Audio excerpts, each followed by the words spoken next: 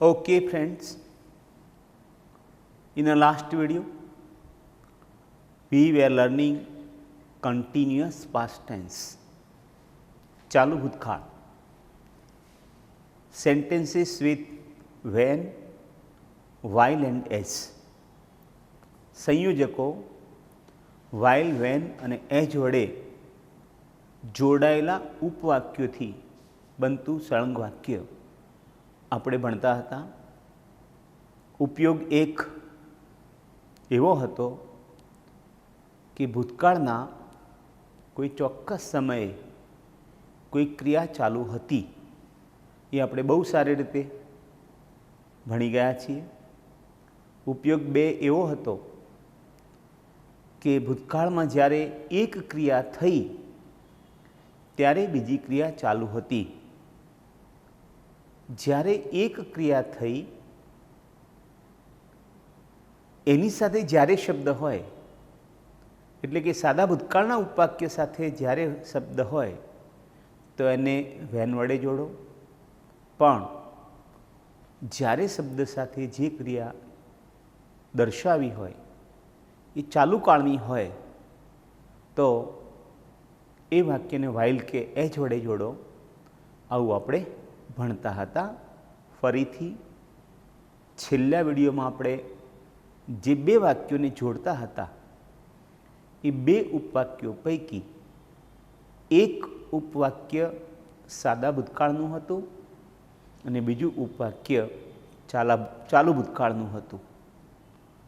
સાદા ભૂતકાળ સાથે જ્યારે હોય તો વેન વાપરતા હતા, ચાલુ ભૂતકાળ સાથે જ્યારે હોય તો વાઇલ કે એઝ વાપરતા હતા.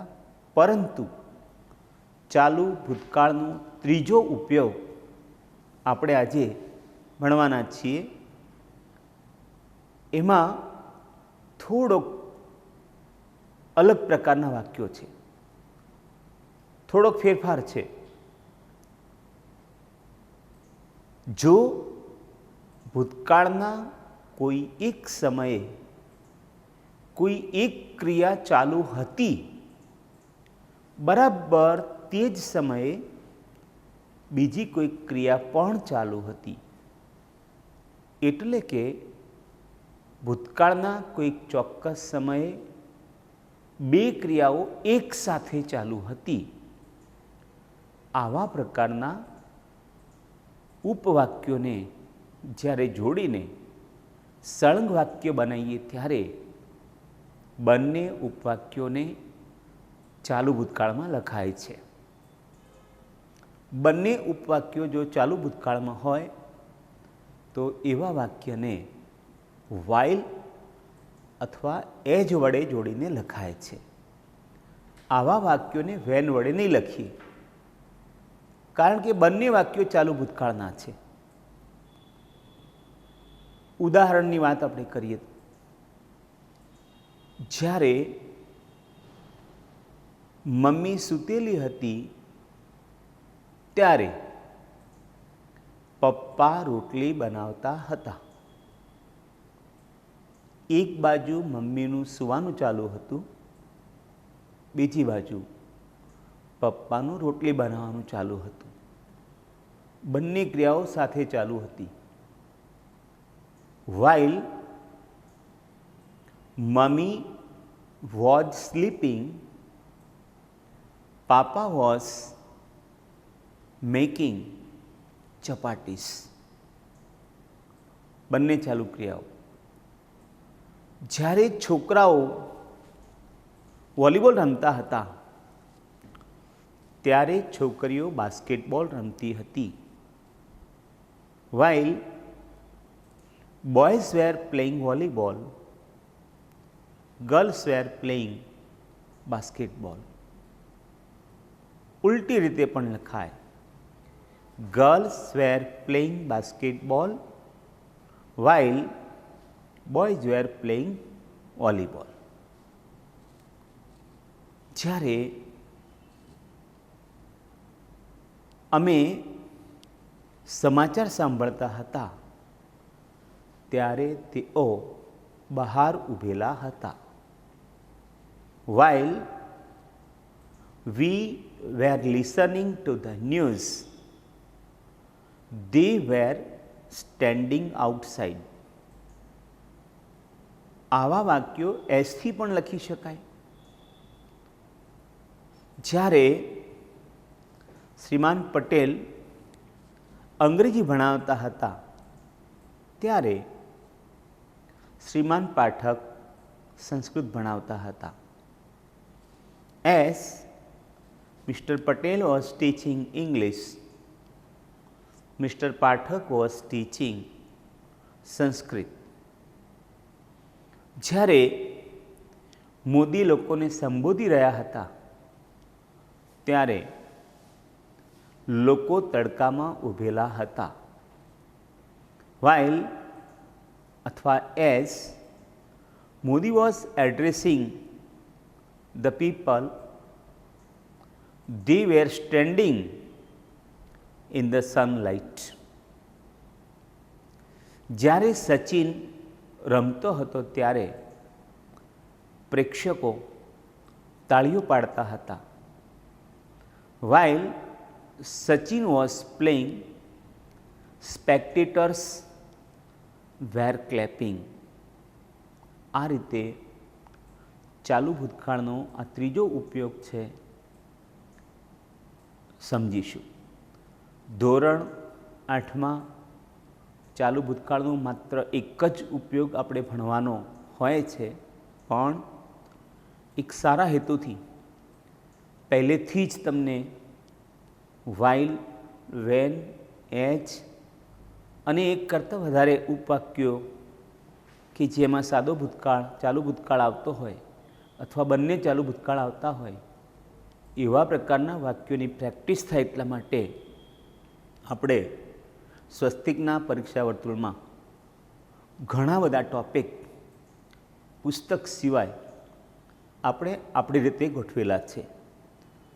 ધોરણ 8માં ચાલુ ભૂતકાળ સામાન્ય મૌખિક ચર્ચા કરવાનો આવે છે, પણ આપણે કમ્પ્લીટ ચાલુ ભૂતકાળની બધી વિગતો, એમાં હવે કંઈ નવું ભણવાનું બાકી નથી. 10મા કે 12મા ધોરણ સુધી પણ કંઈ નવું નથી ભણવાનું. એટલા સુધી સારા હેતુથી તમને બધાને પહેલેથી પ્રેક્ટિસ ચાલુ થાય એવા હેતુથી આપણે ભણાવી લીધો છે. હવે એ જ ચાલુ ભૂતકાળમાં આપણે આગળ જઈએ. ઇન્વર્જન ક્વેશ્ચન્સ એટલે કે ઉલટ પ્રશ્નો. માત્ર પદ ઉલટાવાથી પ્રશ્ન બને એને ઉલટ પ્રશ્નો, ઇન્વર્જન ક્વેશ્ચન્સ કહેવાય. આવા પ્રશ્નો એનો જવાબ કાં તો યસ અથવા કાં તો નો વડે હોય. ઉલટ પ્રશ્નનો જવાબ કોઈ માહિતી આપતા શબ્દ વડે આપી શકાય નહીં. બિલકુલ શરૂઆતથી આપણે ઇંગ્લિશ ભણીએ છીએ ત્યારથી એવું શીખીએ છીએ કે જો ઇંગ્લિશમાં ઉલટ પ્રશ્ન બનાવવો હોય તો કર્તા પછી બીજા નંબરે આવતું જે ક્રિયાપદ હોય એ પહેલા નંબરે લઈ જઈએ છીએ અને એનો પહેલો અક્ષર કેપિટલ મૂકીએ છીએ. પહેલા નંબરનો જે કર્તા હોય એને પાછળ લઈ જઈએ છીએ અને જો એ સર્વનામ હોય તો એનો પહેલો અક્ષર જે કેપિટલ હોય તે સ્મોલ કરી દઈએ છીએ અને જો કર્તા તરીકે નામ હોય તો એને પાછળ લઈ જઈએ પણ પહેલો અક્ષર સ્મોલ કરતા નથી. બે ફેરફાર. અને ત્રીજો ફેરફાર પાછળના ભાગમાં જે પૂર્ણ વિરામ હોય એની જગ્યાએ ક્વેશ્ચન માર્ક મૂકીએ છીએ. બિલકુલ સહેલું. ચાલુ ભૂતકાળમાં સહાયકારક ક્રિયાપદ તરીકે વોસ કે વેર હોય છે. બિલકુલ યાદ રાખવાનું, ડિફરન્સ યાદ રાખવાનું. સાદા ભૂતકાળમાં ક્રિયાપદવાળા વાક્યમાં કદી વોસ કે વેર ના હોય. સાદા ભૂતકાળમાં ભૂતકાળનું રૂપ હોય અને સાદા ભૂતકાળની વાત ચાલતી હોય અને એમાં જો ઇન્વર્જન ક્વેશ્ચન બનાવવાની વાત આવતી હોય, યાદ કરાવું છું તમને, તો આપણે આપણા ખિસ્સામાંથી ડીડ કાઢીને મૂકવું પડે અને ડીડ આવે તો ભૂતકાળ ભાગે. એ રીતે પ્રશ્ન બનાવવો પડે, પણ અત્યારે આપણે ચાલુ ભૂતકાળ ભણીએ છીએ અને ચાલુ ભૂતકાળમાં તો બીજા નંબરે ટુ બી ક્રિયાપદનું ભૂતકાળનું રૂપ વોઝ અથવા વેર હોય જ છે, એટલે ચાલુ ભૂતકાળમાં પ્રશ્નાર્થ વાક્ય બનાવવું સહેલું છે. વાક્ય રચના સૌથી પહેલાં વોઝ કે વેર, કર્તા, ક્રિયાપદનું આઈએનજી પ્રત્યયવાળું રૂપ, કર્મ જો હોય તો અન્ય શબ્દો, અને પ્રશ્નાર્થ વાક્ય હોય તો ક્વેશ્ચન માર્ક. આવા પ્રશ્નોના રિસ્પોન્સ આપતી વખતે પણ આપણે ધ્યાન રાખવું પડે. પહેલાં ધોરણથી અથવા આપણે જ્યારથી ઇંગ્લિશ ભણવાની શરૂઆત કરીએ છીએ ત્યારે શું ધ્યાન રાખવું પડે? ઉલટ પ્રશ્નનો જવાબ આપતી વખતે શું ધ્યાન રાખવું પડે? કોઈ પણ ટેન્સ ચાલતો હોય તો સૌથી પહેલાં યસ કે નો વડે જવાબ આપો ત્યારે યસ કે નોનો પહેલો અક્ષર કેપિટલ લખવો પડે. યસ કે નો પછી તરત જ અલ્પવિરામ લખવું પડે. એના પછી કર્તા તરીકે નામ અથવા સર્વનામ લખવું પડે. ત્યારબાદ વોઝ કે વેર. ટૂંકમાં જવાબ આપવાનો હોય અને જો નકાર પ્રશ્ન હોય તો વોઝ કે વેર પછી નોટ મૂકવું પડે અથવા વોઝન્ટ કે વેરન્ટ મૂકવું પડે. પણ જો પૂરા વાક્યમાં જવાબ આપવાનો હોય તો વોઝ કે વેર લખ્યા પછી વાક્યને આગળ વધારી છેલ્લે ફૂલ સ્ટોપ મૂકવું પડે. ઉલટ પ્રશ્નનો જવાબ બે રીતે આપી શકાય, ટૂંકમાં અને પૂરા વાક્યમાં. હમણાં હું વાત કરતો હતો કે ઉલટ પ્રશ્નોના જવાબ આપતી વખતે શું ધ્યાન રાખવું પડે. એમાંય ઉલટ પ્રશ્નનો ટૂંકમાં જવાબ આપતી વખતે શું ધ્યાન રાખવું પડે? તો જ્યારે યસ કે નો પછી ઉલટ પ્રશ્નના જવાબમાં કર્તા લખવાની વાત આવે ત્યારે જો પ્રશ્નમાં એક પુરુષનું નામ કે એક પુરુષનો ઉલ્લેખ હોય તો ટૂંકા જવાબમાં હી લખવું પડે, કમ્પલસરી હી લખવું પડે. એવી રીતે એક સ્ત્રીનું નામ કે એનો ઉલ્લેખ હોય તો સી લખવું પડે. એક વસ્તુ પ્રાણી પંખીનું નામ કે એનો ઉલ્લેખ હોય તો ટૂંકમાં જવાબ આપતી વખતે યસ કે નો પછી ઈટ લખવું પડે. અને એક કરતાં વધારે પુરુષો, સ્ત્રીઓ, પંખીઓ, પ્રાણીઓ, વસ્તુઓ કાંઈ બી હોય અને જો ટૂંકમાં જવાબ આપવાનો થાય તો યસ કે નો પછી કોમા અલ્પવિરામ કરીને ધ્યેય લખવું પડે. આ ફેરફાર ટૂંકમાં જવાબ આપવાનો હોય ત્યારે કમ્પલસરી છે. વત્તા હી, સી, ઈટ અથવા ધે યસ કે નો પછી અલ્પવિરામ પછી હંમેશા હી, સી, ઈટ કે ધેનો પહેલો અક્ષર સ્મોલ જ લખવો પડે. કેટલાક લોકો ભૂલ કરે છે, યસ કે નો પછી અલ્પવિરામ પછી સર્વનામ આવે તો ક્યારેય એનો પહેલો અક્ષર કેપિટલ લખાતો નથી. આ ખાસ યાદ રાખવાનું છે. ત્યારબાદ હકારમાં જવાબ આપવાનો હોય તો વોઝ કે વેર, નકારમાં આપવાનો હોય તો વોઝ વેર નોટ અથવા વોઝન્ટ કે વેરન્ટ. જ્યારે પૂરા વાક્યમાં જવાબ આપો ત્યારે મેં હમણાં જે ટૂંકમાં જવાબ આપવા માટેનો ફેરફારની તમને વાત કરી એવો ફેરફાર કરીએ તોય ચાલે અને ના કરીએ તોય ચાલે. ઉલટ પ્રશ્નનો જવાબ પૂરા વાક્યમાં આપવાનો હોય ત્યારે સામાન્ય રીતે પ્રશ્નમાં જે નામ હોય એનું એ જ રાખીએ તો વધારે સારું. હી, સી, ઈટ કે ધે પૂરા વાક્યમાં ના કરીએ તો એ વધારે યોગ્ય છે. પણ પૂરા વાક્યમાં પણ એવો ફેરફાર કરવો હોય તો કરી શકાય છે. આ સિવાય કેટલાક ફેરફારો એવા છે કે જે તમારે પૂરા વાક્યમાં અને ટૂંકમાં ગમે રીતે જવાબ આપો, પણ એ ફેરફાર તો કરવો જ પડે. એ ફેરફારની વાત કરીએ. પ્રશ્નમાં આઈ હોય તો જવાબમાં કમ્પલસરી યુ કરવું પડે. પ્રશ્નમાં વી હોય તો જવાબમાં યુ કરવું પડે. પણ પ્રશ્નમાં વી હોય અને વીનો અર્થ અમીના બદલે આપણે થતો હોય તો જવાબમાં વીનું વી રખાય છે. પ્રશ્નમાં યુ એક વચનમાં હોય તો જવાબમાં આઈ, અને પ્રશ્નમાં યુ બહુવચનમાં હોય તો જવાબમાં વી કરવું પડે. આ ફેરફાર કોઈ પણ ટેન્સમાં પ્રશ્ન બનાવો અને એનો જવાબ આપો તો કરવો જ પડે. એ સિવાય માયનું યોર, યોરનું માય, અવરનું અવર અથવા અવરનું યોર, એ ફેરફારો પણ કરવા પડે. આવા ફેરફારો આપણે આપણી માતૃભાષામાં કરતા હોઈએ છીએ, પણ સભાનપણે નથી કરતા. આપણી માતૃભાષામાં આપણને આવો ફેરફાર કરવાની કુદરતી રીતે જ સૂઝ હોય છે. આપણને ધ્યાન પણ નથી હોતું કે આપણે આવો ફેરફાર કરીએ છીએ, પણ આપણી માતૃભાષા હોવાથી આપણને ખબર છે કે આ તમારું ઘર છે, તો અભાનપણે પણ આપણે એમ કહીશું કે હા, આ અમારું ઘર છે. તમારુંનું અમારું કરી દઈએ છીએ. પણ ઇંગ્લિશની વાત આવે ત્યારે આપણે આવું ભૂલતા હોઈએ છીએ.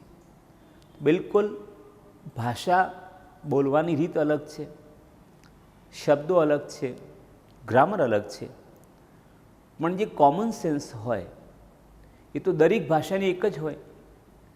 કોઈ એમ કહેશે પ્રશ્નમાં કે તમે, તો એ તો ઇંગ્લિશ હોય કે ગુજરાતી હોય કે હિન્દી હોય, જવાબમાં તો અમે જ કહેવું પડશે. અમારું કહીશું તો સામેવાળો જવાબમાં તમારું જ કહેશે. એમાં કોઈ ગોખવાની કે કોઈ નિયમો યાદ રાખવાની જરૂર નથી. કોઈ પણ કાળમાં આ પ્રકારનું કોઈ પણ ભાષામાં ફેરફાર જરૂરી હોય છે, એ દરેકના ધ્યાન ઉપર હોવો જોઈએ. હું એક પ્રશ્ન પૂછું કે એમ આઈ યોર ઇંગ્લિશ ટીચર? પ્રશ્નમાં આઈ છે, તમે એવું કહેશો કે yes I M your English teacher? નહીં. તમે એવું કહેશો યસ આઈના બદલે યુ આર, યોરના બદલે અવર બોલશો. Our English teacher. હું એમ કહું કે are you a college student? તો તમે એવો જવાબ આપશો no you are not a college student. નહીં. નો, યુના બદલે આઈ કરી દેશો. I am not a college student. This is a question of common sense. Common sense પ્રમાણેનો ફેરફાર કુદરતી રીતે આપણને કોઈ નાબી કહે કે નાબી શીખવાડે તો બી સૂઝવો જોઈએ કે પ્રશ્નમાં આવું છે તો જવાબમાં આવું કરવું પડશે. ઉદાહરણો આપણે ઇન્વર્ટિંગ ક્વેશ્ચનના જોઈએ. ઉદાહરણો શરૂ કરીએ તે પહેલાં એક બીજી વાત મારે તમને કરવી છે. કેટલાક વિદ્યાર્થીઓ પ્રશ્નમાં, ગુજરાતી પ્રશ્નમાં, પ્રશ્નની શરૂઆતમાં શું શબ્દ સાંભળી જાય એટલે તરત જ એવું નક્કી કરે કે આ વોટવાળો પ્રશ્ન છે અને આ પ્રશ્ન વોટથી બનશે. એવું નથી. ઘણા બધા પ્રશ્નોમાં પ્રશ્નને ભાર આપવા માટે, પ્રશ્નને વધારે અસર પાડવા માટે પ્રશ્નની શરૂઆતમાં શું મૂકેલું હોય છે. પરંતુ તમારે નક્કી કઈ રીતે કરવાનું છે? પ્રશ્નની શરૂઆતમાં ભલે શું મૂકેલું હોય, પણ એ પ્રશ્નનો જવાબ યસ અથવા નોથી જ અપાતો હોય અને કોઈ અન્ય શબ્દ વડે જો એનો જવાબ ના અપાતો હોય તો તમારે એમ નક્કી કરવાનું છે કે આગળનું જે શું લખેલું છે એનું ઇંગ્લિશ વોટ નથી કરવાનું. યસ કે નોમાં જવાબ આપી શકાય તેવા પ્રશ્નની શરૂઆતમાં જો શું શબ્દ લખેલો હોય કે કોઈ બોલે તો એ પ્રશ્નને વધારે ભાર આપવા માટે બોલવામાં આવે છે, એનું ઇંગ્લિશ વર્ડ કરવાનું નથી, એમ સમજવાનું છે. અને એવો શુંવાળો પ્રશ્ન કે જેના જવાબમાં કંઈક અલગ શબ્દ અથવા અલગ વિગત મૂકવી પડે ત્યારે એવા શુંવાળા પ્રશ્નનું ઇંગ્લિશ વર્ડથી થશે, એનું ધ્યાન રાખવાનું છે. એક પ્રશ્ન છે, શું ગોપાલ તે વખતે ખેતરમાં કામ કરતો હતો? શું ગોપાલ તે વખતે ખેતરમાં કામ કરતો હતો? શું લખેલું છે? કરતો હશે તો યસ, નહીં તો નો. તો શુંનું ઇંગ્લિશ કશું જ નહીં કરીએ. ગોપાલ એક વચનમાં છે એટલે આપણે આવું કરશું, વોઝ ગોપાલ કામ કરતો હતો. Was Gopal working in the farm તે વખતે, at that time.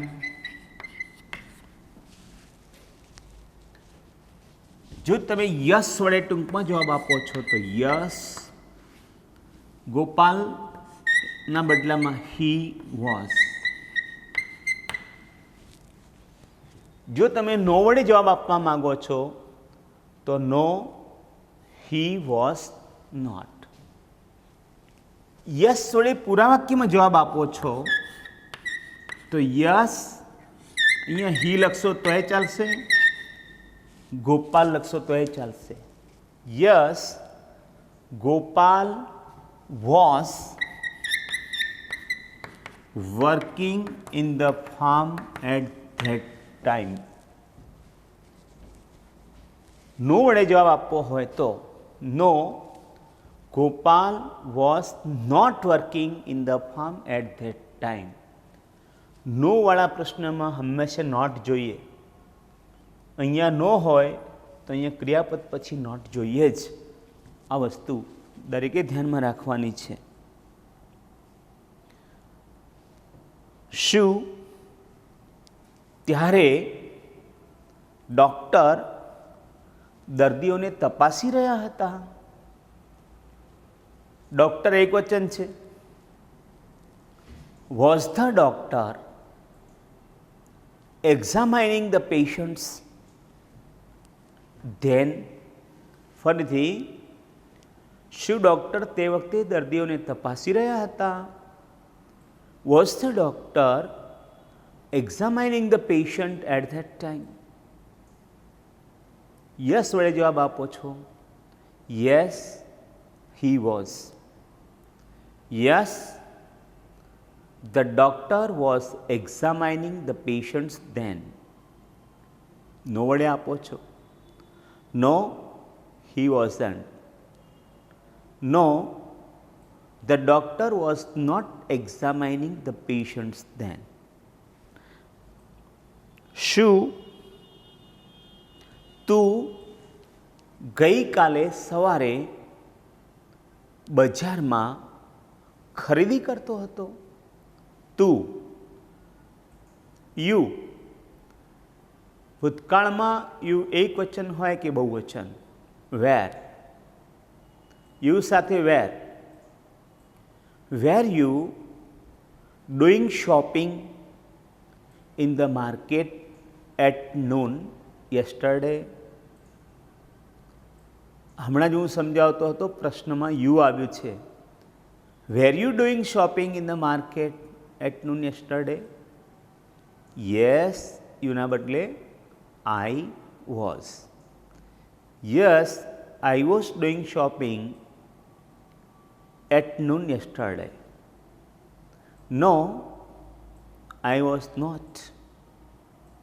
No, I was not doing shopping at noon in the market yesterday. શું તમે ત્યારે અગાસી પર ઊભેલા હતા? તમે બધા. આગલા વાક્યમાં એક જ જણને પ્રશ્ન પૂછેલો હતો. તું, પણ અહીંયા તમે છે. Were you standing on the terrace at that time? Yes, બહુવચનમાં યુ હોય તો આઈ નહીં we. Yes, we were. Yes, we were standing on the terrace. No, we weren't. No, we were not standing on the terrace. શું આપણે ગઈકાલે સાંજે બગીચામાં બેઠેલા હતા? Were we standing in the garden in the evening yesterday? Yes, we were. We નો અર્થ આપણે છે. Yes, we were sitting in the garden in the evening yesterday. No, we were not. No, we were not sitting in the garden in the evening yesterday. આ રીતે ચાલુ ભૂતકાળમાં ઇન્વર્જન questions બને છે અને એના રિસ્પોન્સ પણ આ રીતે અપાય છે. ચાલુ ભૂતકાળમાં ઇન્વર્જન ક્વેશ્ચન્સ બનાવવા એટલા માટે સહેલા છે કે એમાં વોઝ વેર હોય જ છે, ખાલી સ્થાન પરિવર્તિત કરવાનું હોય છે. સાદા ભૂતકાળની જેમ ડીડ ઉમેરવાનું, ભૂતકાળ જાય એવું કશું આમાં હોતું નથી.